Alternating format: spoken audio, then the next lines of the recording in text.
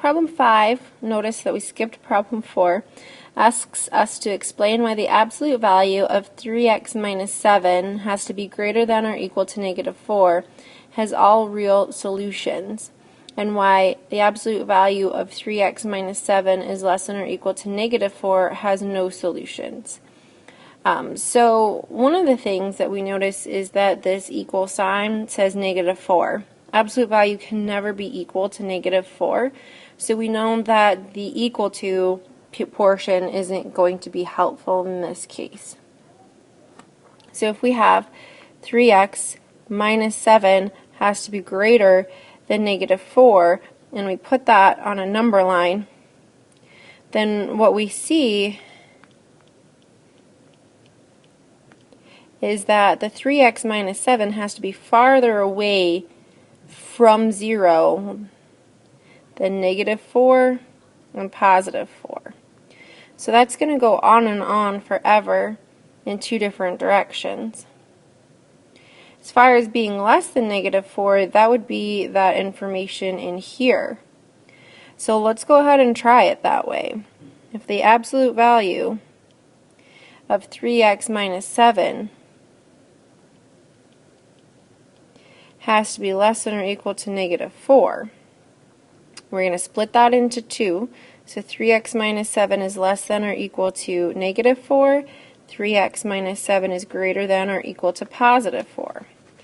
If we continue to solve, we're going to add 7, and 3x is less than or equal to positive 3. Divide by 3. X is less than or equal to 1.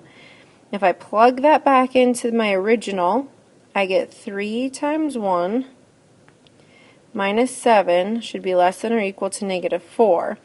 Well, the absolute value here is never going to be equal to negative 4, but maybe it can be less than negative 4. So that's going to give me maybe a reason to try 0 instead of 1. Plug in 0 because it's less than 1.